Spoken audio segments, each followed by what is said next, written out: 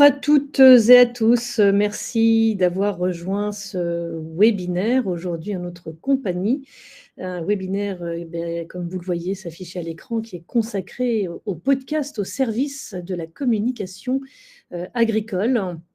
Alors, on va avoir l'occasion avec nos deux invités que je vais vous présenter dans un instant, évidemment, d'évoquer deux cas d'usage, deux cas assez différents d'ailleurs.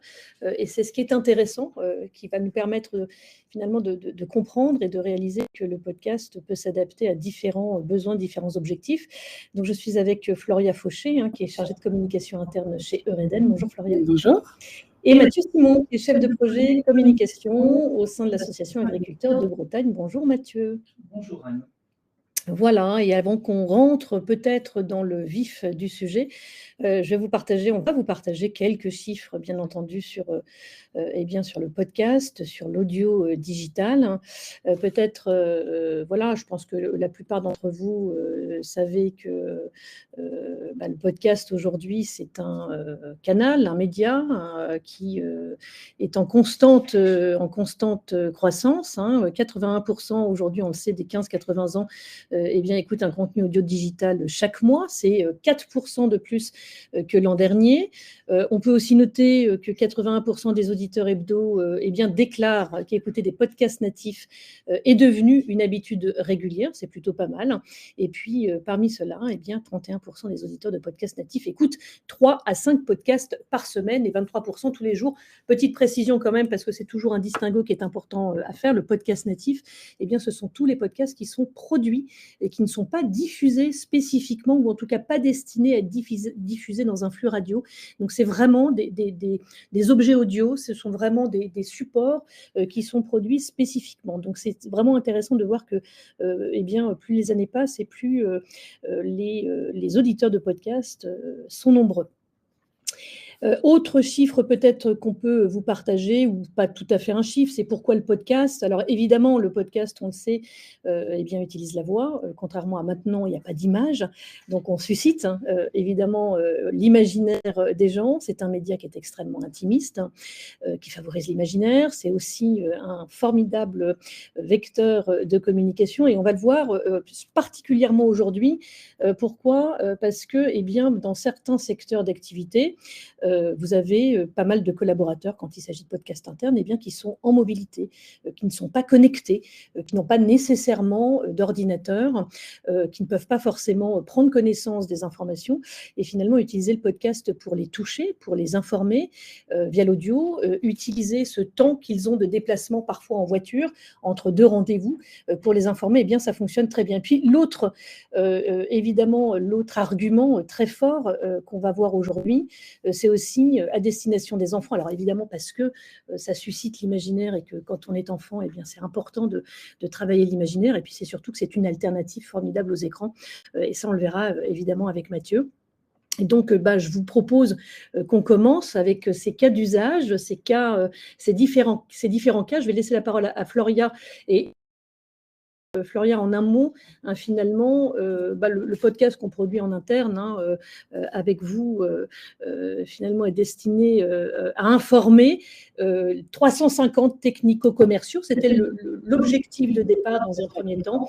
Et ensuite, on va étendre ensemble à l'ensemble des collaborateurs et tu vas nous expliquer ça dans un instant. Et puis, côté agriculture de Bretagne, l'idée est de continuer à promouvoir une démarche pédagogique auprès des enfants et des 7-11 ans particulièrement, en choisissant finalement ce média numérique, encore une fois, à la fois pour répondre aux enjeux d'information de l'association vers la jeunesse, et Mathieu, tu vas nous en parler, mais aussi comme alternative aux écrans.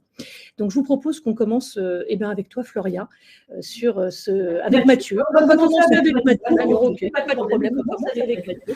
C'est formidable. Est-ce que tu peux nous dire déjà en quelques mots qui est Agriculteurs de Bretagne, s'il te plaît ? Ouais, je vais me présenter aussi. Donc, je m'appelle Mathieu Simon, je suis l'un des chefs de projet communication d'Agriculteurs de Bretagne. Donc, pour ceux qui ne connaissent pas, c'est une association bretonne, forcément, tout à l'ouest, qui s'est créée il y a environ presque 10 ans, 12 ans maintenant, pour promouvoir toutes les agricultures de la région, promouvoir toutes les productions animales et végétales, et promouvoir tous les modes de commercialisation et de distribution. Donc, c'est quelque chose qui est assez vaste. Et donc, l'idée, c'est d'aider les agriculteurs à vraiment se rapprocher du grand public. Dans nos adhérents, pour donner quand même quelques chiffres clés pour vous situer, on a environ 50 agriculteurs qui adhèrent à l'association. On a également des structures agricoles et agroalimentaires qui cotisent. C'est aussi leur cotisation qui nous permettent de financer l'ensemble de nos actions. Dedans, il y a des coopératives, des entreprises privées, des écoles d'agriculture, d'autres assos également. Et enfin, et c'est peut-être un peu une particularité, on a également des collectivités locales. Donc, il faut savoir que les mairies, notamment, se posent beaucoup de questions avec les conflits de voisinage entre agriculteurs et le grand public et leurs voisins. Et donc, ils nous contactent aussi pour qu'on puisse faire, dans les cas les plus extrêmes, un peu de médiation.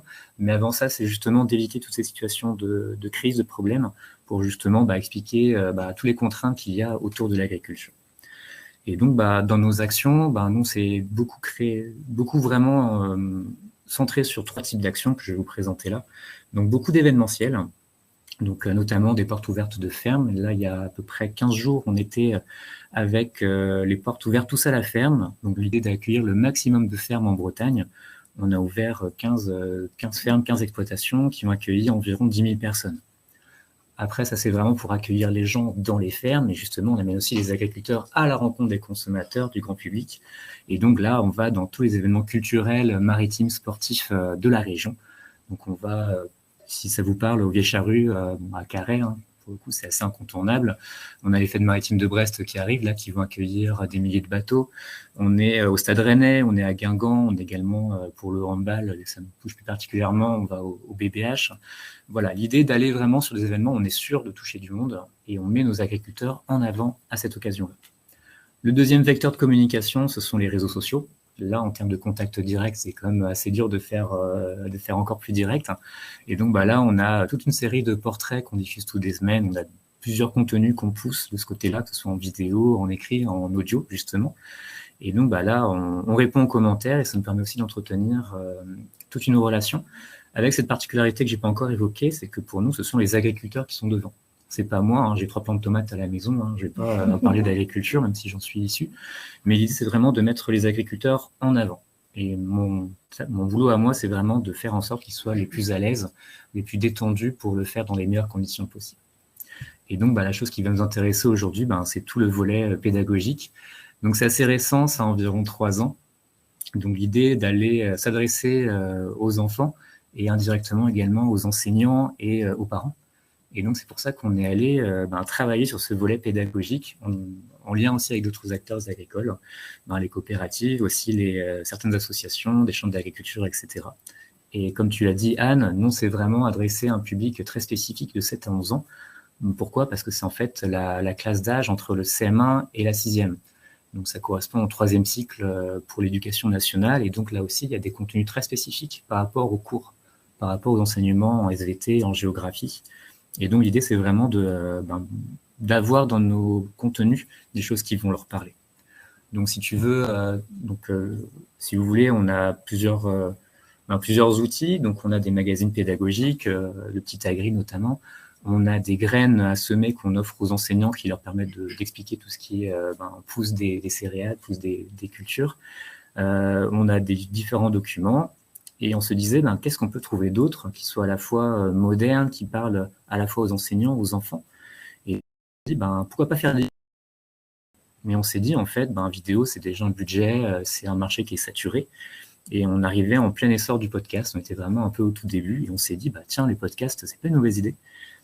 Et on s'est dit, tiens, pourquoi pas, parce que c'est vrai que dans l'association, on est beaucoup de parents. On a des enfants assez petits, et c'est vrai qu'on peut avoir le réflexe de les coller devant YouTube, histoire de se garder 3 quarts d'heure de tranquillité, parce qu'on a une réunion très importante qui arrive, notamment un webinaire avec Eureden et Agriculteurs de Bretagne. Donc on s'est dit, on va essayer de leur donner une autre forme de tranquillité. Et donc on a pensé podcast en disant, c'est quelque chose que les enseignants aussi vont pouvoir donner à écouter pour les devoirs. Nous aussi, avec les collègues, on a des boîtes à histoire, des boîtes à musique, de pouvoir proposer un contenu que les enfants vont pouvoir écouter avec leur papa et leur maman le soir au moment du coucher. C'est un peu l'histoire, on la lit, là on va l'écouter. Et c'est comme ça qu'on a construit avec Saoti, avec Anne, toute la réflexion éditoriale autour de ça. Et donc là on va rentrer un peu dans ça, on va pouvoir vous passer un petit medley avec la régie, et comme ça après je vous expliquerai un peu le concept qu'il y a derrière.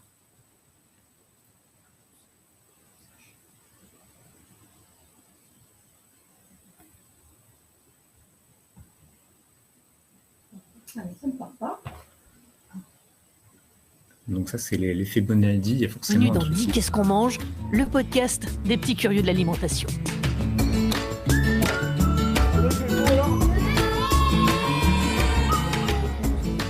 À la coque, brouillé, au plat ou même... Pas Lilou! Oups, celui-là m'a échappé des mains. T'as dit faux plat. Si tu casses tous les œufs, on n'en aura plus assez pour notre déjeuner. Ne t'en fais pas, je peux même aller te chercher des œufs fraîchement pondus. Très bonne idée, Lilou. Alors ça veut dire que tu sais d'où viennent les œufs? Voilà, donc pour répondre à la première question dans le chat, effectivement, là, c'est l'épisode audio qu'on vous a donné. C'est vrai que c'est une réflexion qu'on a, mais je l'aborderai un peu plus à la fin, c'est qu'effectivement, on se dit une adaptation vidéo en dessin animé de Dis qu'est-ce qu'on mange, ce serait pas mal. Donc pour vous expliquer le concept rapidement, donc c'est un petit garçon qui s'appelle Gus, donc qui se pose plein de questions sur l'alimentation, parce qu'il mange 3 fois par jour en fait, mais il se pose la question d'où viennent les tomates là qu'on prend à l'apéro, d'où viennent le jambon avec la purée, d'où est-ce que ça vient en fait.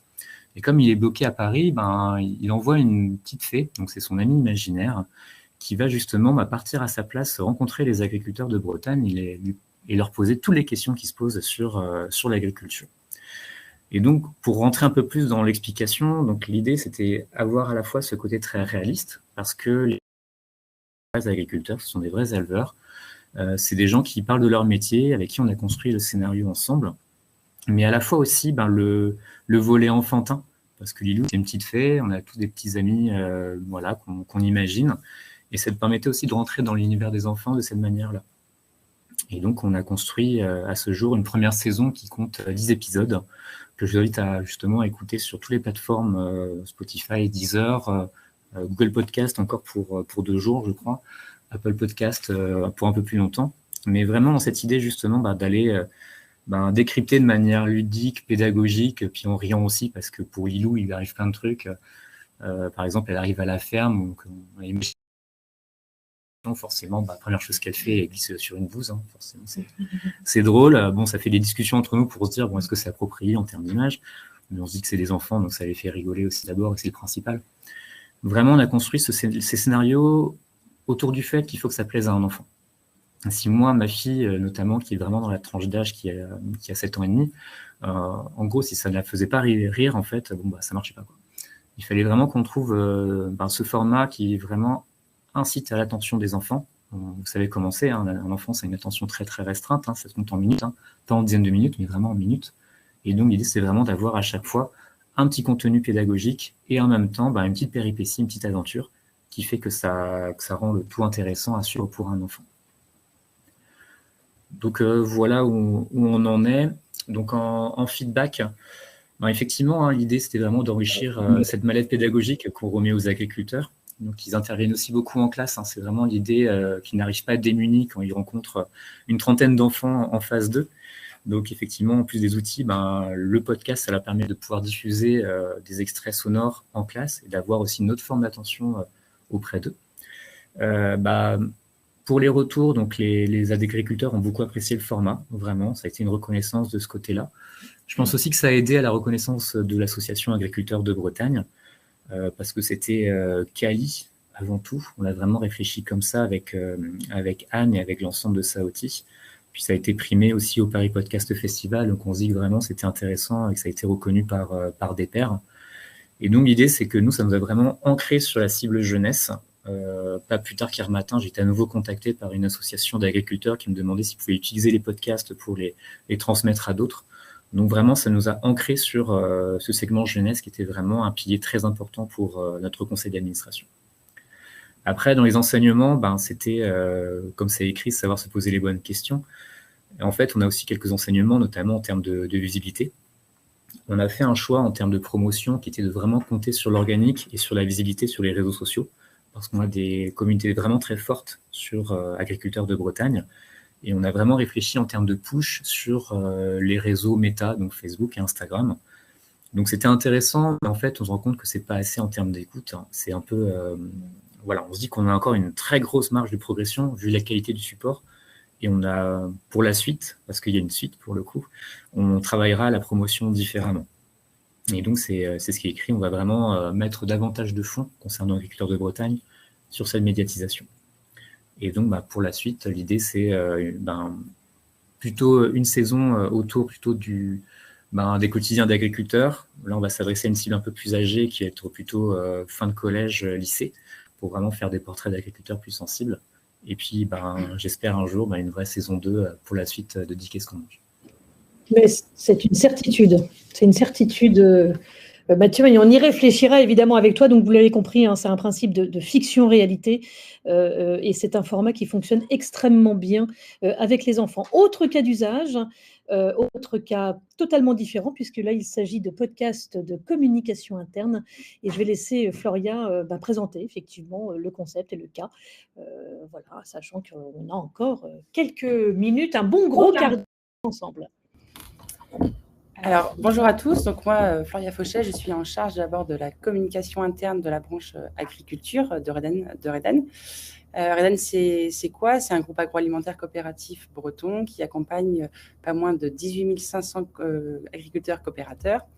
Le groupe se compose donc en 6 branches d'activité. On a la branche Long Life, autrement dit la branche apertisée, Frozen Food, c'est-à-dire le surgelé, la branche distribution avec notre réseau de magasins verts et point vert, la branche viande, la branche œufs et enfin la branche agriculture dont je fais partie et qui représente quand même 2400 collaborateurs. Donc Eureden, c'est au global 8500 collaborateurs, principalement basés en Bretagne, avec une présence à l'international en Espagne, en Allemagne et en Hongrie. Nous avons des sites industriels en apertisé et en surgelé. Eureden, c'est aussi reconnu et connu pour ses marques fortes. On a notamment Dossi et Paysans Bretons, pour n'en citer que 2. Et enfin, à l'image du modèle coopératif de Eureden, notre mission, c'est de créer une communauté aux valeurs fortes et engagées, avec une vision commune, celle du bien manger pour tous. Donc, pour revenir à la genèse de notre projet de podcast, il faut remonter en 2022. Nous sommes partis donc d'un constat des équipes terrain qui nous ont fait remonter, être pas assez bien informés.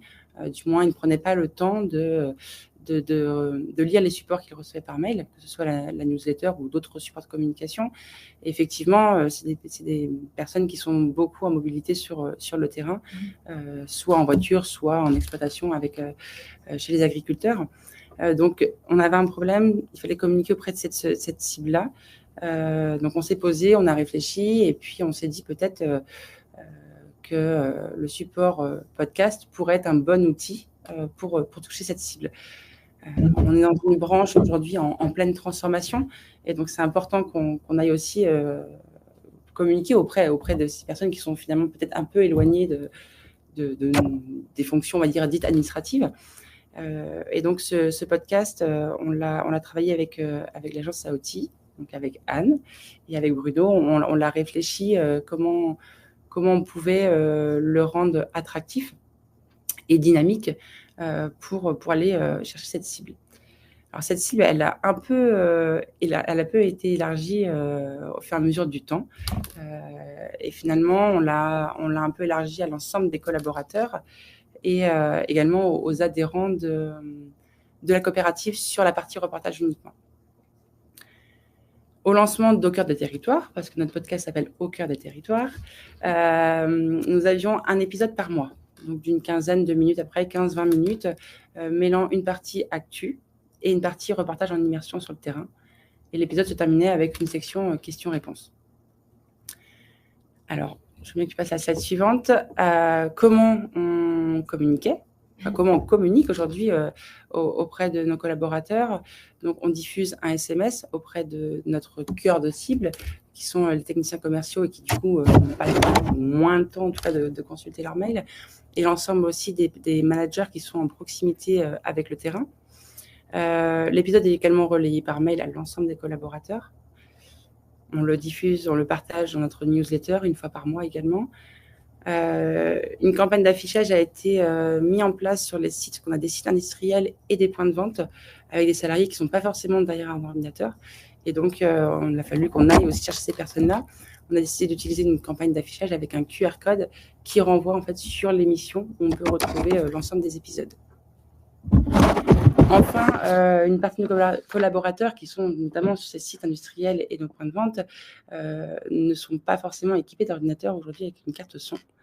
Et je recevais des mails, oui, mais c'est super, ce nouveau support, mais on ne va pas l'écouter.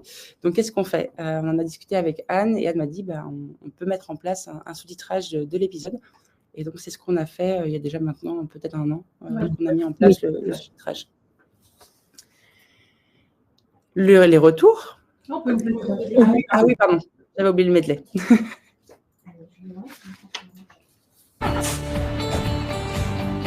Au cœur des territoires, le reportage en immersion. Bon, on retourne chez David. Ça y est, c'est parti alors. Les commandes en bouchon et en compost, enfin. C'est ça. Ouais. Oui, ça démarre là. On espère que la saison va être assez longue, vu ce qu'on a perdu au printemps. Il y avait une vraie dynamique, une croissance, et il y avait un besoin en surface, donc en culture, en légumes. C'est une des raisons pour lesquelles je me suis installé en bio. Je pense qu'on peut faire sans chimie, sans engrais de synthèse. Puis il y a des aspects techniques qui sont passionnants. Quels sont les défis concrètement et au quotidien auxquels vous êtes confrontés? Je trouve que la certification, c'est quelque chose qui se fait correctement. Alors sur une exploitation qui est 100% culture.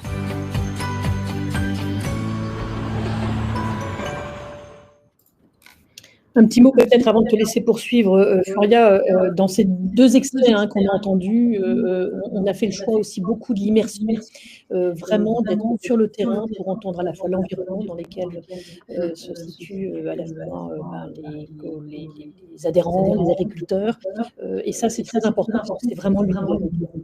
Voilà, je te laisse poursuivre. Je veux bien que tu passes mon micro activé, je pense. Ouais, je veux bien que tu passes la slide suivante.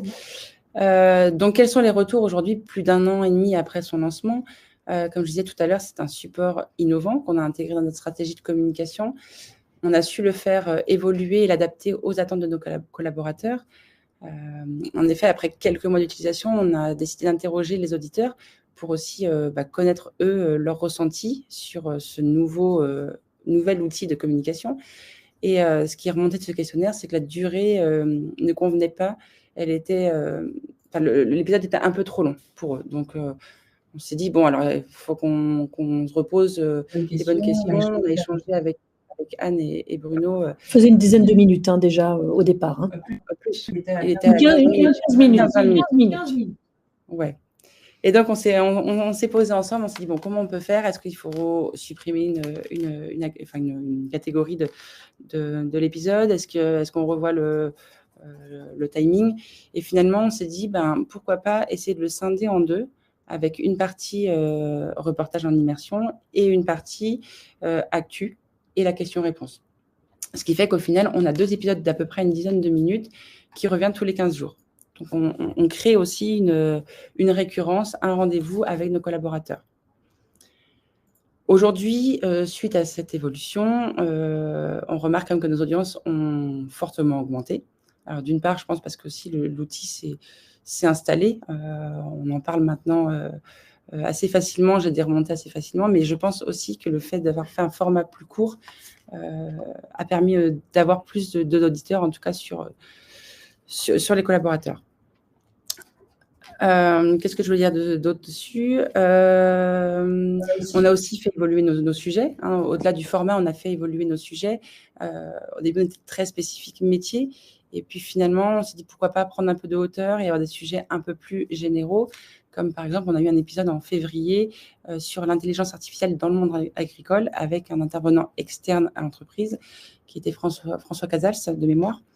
Et c'est un épisode finalement qui a aussi beaucoup plu et bien marché. Donc on s'autorise aujourd'hui à avoir des sujets qui peuvent être sur nos métiers, mais aussi au-delà de nos métiers. Aujourd'hui, on peut dire que nos collaborateurs sont appropriés le support, parce que je reçois de nombreux retours positifs. On m'en parle quand je vais sur le terrain. On le voit aussi dans notre taux d'écoute qui est en progression, qui est aux alentours d'à près de 30% et qui est plutôt stable. Au démarrage, c'était parfois compliqué de trouver des sujets ou de trouver des personnes qui acceptaient d'intervenir dans le podcast.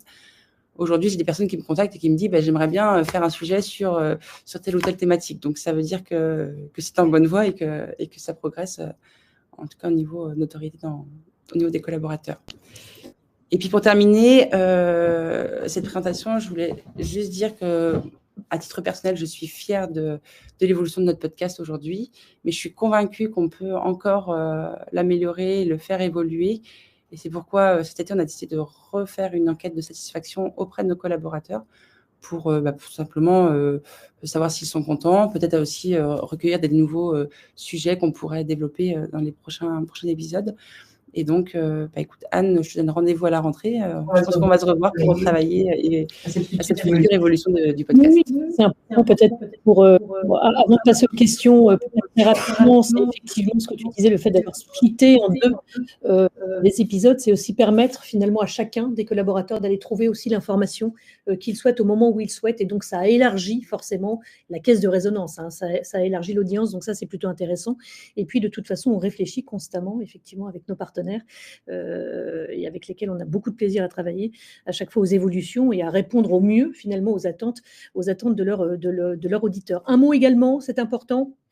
Florian en parlait, de tous les outils qui vous permettent aussi de partager, hein, c'est aussi une force de Saoti, hein, toute la partie hébergement avec tous les outils que nous avons sur nos plateformes pour partager, pour vous aider à communiquer, le QR code, la transcription, le partage des players dans vos environnements web. Évidemment, ça fait partie de notre écosystème à ce niveau-là. On va passer aux questions-réponses. Je ne sais pas, enfin aux questions, et puis les réponses, vous les donnerez. Je ne suis pas sûre. Alors, quel temps? Tac. Voilà, je vois. Pour ce qui concerne les podcasts d'agriculteurs de Bretagne, sont-ils également disponibles sur les plateformes de streaming? Ouais, donc pour répondre à votre question, donc effectivement, au moins sur les supports principaux, tout ce qui était Spotify, Deezer, Google, Apple Podcast, etc. J'en ai même découvert des très obscurs que je connaissais même pas pour le coup, mais vraiment l'idée c'est aussi une visibilité qu'on a par ces supports-là, par ces plateformes-là.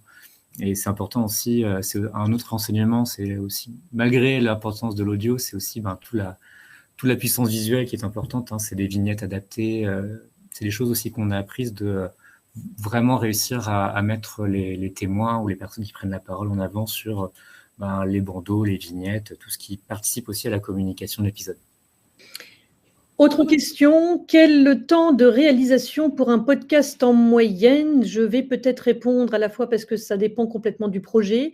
Et Victor, je n'ai pas envie de faire une réponse de Normand, j'espère qu'il n'y a pas de Normand parmi nous, mais ça dépend vraiment, en fait, ça dépend beaucoup aussi des parties prenantes, mais entre le moment où on prépare, on rédige finalement un peu le cadre du podcast, le moment où on va interroger, interviewer, la post-production, on va dire qu'elle est peut-être un temps minimum, parce qu'il faut être réaliste, d'une dizaine de jours. Ça peut être moins, évidemment, ça peut être plus. Et puis peut-être de 15 jours à 3 semaines. Encore une fois, tout ça, ça dépend complètement du projet. Donc, si vous avez un projet, bien entendu, Victor, on peut en discuter sans aucun problème. Je regarde si nous avons d'autres questions. Question de Claire. Est-ce pertinent de créer un podcast éphémère autour d'un événement? La réponse est oui. Absolument. Et ça, nous accompagnons beaucoup de nos clients et partenaires sur des événements, effectivement, avec la capacité de mettre en place à la fois la plateforme de live pour des événements live ou des événements d'ailleurs qui ne sont pas live. Mais pourquoi est-ce que c'est pertinent? Eh bien, tout simplement parce que vous pouvez commencer à faire vivre l'événement avant l'événement. Évidemment, vous faites vivre votre événement pendant celui-ci. Ça n'altère en rien, d'ailleurs, la venue en présentiel sur un événement. On l'a vérifié plusieurs fois. Mais ceux qui ont décidé de ne pas venir ou qui ne peuvent pas venir, eh bien, peuvent suivre éventuellement. Et puis, ça permet surtout de faire vivre l'événement après. L'un de nos grands clients, effectivement, qui est le SPACE, encore dans le domaine agricole, bien entendu, eh bien, nous avons commencé une collaboration avec eux à ce moment-là. C'est-à-dire c'était au moment à la sortie Covid, il fallait, ou pendant le Covid, je ne l'ai plus en tête, il fallait faire vivre le salon, donc on l'a fait en digital, on l'a fait à ce moment-là, et puis quand le salon est revenu en présentiel, en physique, eh bien nous avons accompagné la couverture du salon avec un plateau radio installé sur le salon, et entre deux éditions, eh bien nous avons continué à produire une fois par mois un podcast pour faire vivre finalement entre chaque événement eh bien l'actualité du SPACE. Donc oui, bien sûr que ça a un intérêt absolument pertinent. Claire, j'espère que ça répond à votre question. Victor, on va revenir sur la partie stratégie de référencement. Peut-être la question de Valérie qui s'adresse à Floria. Avez-vous organisé un événement de lancement du podcast en interne? Comment avez-vous orchestré ce lancement? Floria. Oui, alors non, on n'a pas organisé d'événements spécifiques à ce lancement. Par contre, on a utilisé des événements qui étaient déjà existants, nos conventions, par exemple manager ou nos conventions commerciales, pour parler de ce podcast et de l'arrivée de ce podcast. Ensuite, on a utilisé les différents canaux, le SMS, on l'a utilisé tout de suite, la newsletter, l'intranet, l'affichage également sur site. Donc, on a vraiment démultiplié les canaux et puis utilisé nos événements déjà existants. Autre question, où sont hébergés les podcasts de Reden? Je vais répondre en partie peut-être, Floria. S'agissant de podcasts internes, ils ne sont pas accessibles au grand public puisqu'il s'agit d'informations que Reden ne souhaite pas partager puisqu'ils correspondent, en tout cas, ils s'adressent aux collaborateurs. En revanche, c'est hébergé sur la plateforme Octopus et puis partagé en interne, évidemment, à travers les différents outils dont j'ai parlé assez rapidement dans l'écosystème de Reden. Autre question, peut-être effectivement celle de Victor. Quelle stratégie de référencement? Alors là, peut-être que Mathieu peut répondre. On peut répondre à deux. Évidemment, encore une fois, s'agissant de podcast interne, il n'y a pas de stratégie de référencement particulière. En revanche, s'agissant de podcast externe et de communication externe, Mathieu, quelle est la stratégie de ton côté? La réponse de Normand, même si je suis breton, effectivement, on était à budget, vraiment un moyen budgétaire très très contraint. Donc on a fait le choix en fait de vraiment miser sur les réseaux sociaux pour axer la communication du podcast. Ça fait partie des enseignements, en fait, on se rend compte que c'était pas suffisant. Et effectivement, c'est des choses qu'on doit prévoir pour le prochain projet audio d'agriculteurs de Bretagne. Mais c'est en avançant qu'on se prend des gamelles. Je sais pas quel est l'équivalent dans votre région, Victor, mais nous, en fait, on a appris comme ça aussi quelque part. On accroît le budget justement pour le nouveau projet, justement dans cette idée d'accorder plus de moyens et de mieux faire les choses en termes de promotion de médias. Alors peut-être pour compléter ce que dit Mathieu, effectivement, les stratégies de référencement, elles sont multiples. D'abord, c'est à la fois le titre de votre podcast et le référencement naturel. C'est tout aussi le descriptif de votre podcast, tout ce qui va être SEO, évidemment, tout ce qui va être URL, enfin voilà, tout votre écosystème organique. Et puis après, c'est pas forcément du référencement, mais c'est de la découvrabilité, c'est ce qu'on appelle de la découvrabilité. Et nous, on accompagne également nos clients et partenaires sur ce domaine-là avec des différents leviers à la fois qui travaillent soit la notoriété, soit la performance, soit les deux. Donc ça, ce sont aussi des choses. Et du coup, c'est un accompagnement vraiment complet en amont sur la partie conseil, stratégie, comment je construis et quel podcast je construis. La partie production, évidemment, et puis l'aval, qui est la partie découvrabilité et médiatisation, plus tout ce que vous faites, évidemment, avec votre propre écosystème pour faire découvrir et référencer le podcast. Est-ce qu'on a une question de Clara? Alors, je la cherche. Oui, Clara, bonjour. Avez-vous un moyen pour savoir le nombre d'auditeurs précisément? Absolument, Clara, puisque vos podcasts sont hébergés sur nos plateformes sur lesquelles vous avez un outil de suivi d'audience qui est extrêmement précis. C'est-à-dire qu'on est capable de vous dire le nombre d'écoutes totales, le nombre d'auditeurs uniques, si vos de podcast a été écouté quand il s'agit, encore une fois, de Com Externe, s'il a été écouté plus sur Apple Podcast que sur Deezer, que sur Spotify. On est capable de vous donner sur nos écosystèmes, sur nos players propriétaires, le taux de complétion, c'est-à-dire la durée d'écoute de votre podcast. On est capable de vous dire quand est-ce que votre podcast est écouté, si c'est plutôt le lundi, plutôt à 17h, ou plutôt le jeudi, quelle est la durée ou la durée moyenne de fréquentation.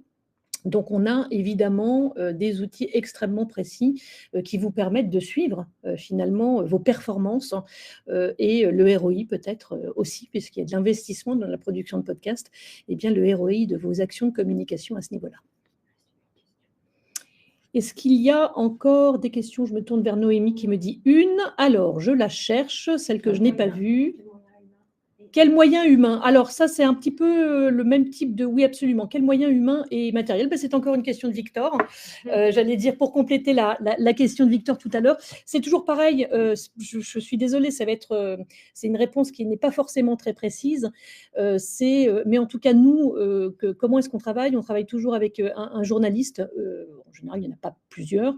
Donc un journaliste qui va travailler, qui va préparer, qui va accompagner finalement la production du podcast. On a toujours un chef de projet qui est l'interface finalement avec nos clients, qui peut être aussi lui journaliste pour avoir une compétence éditoriale.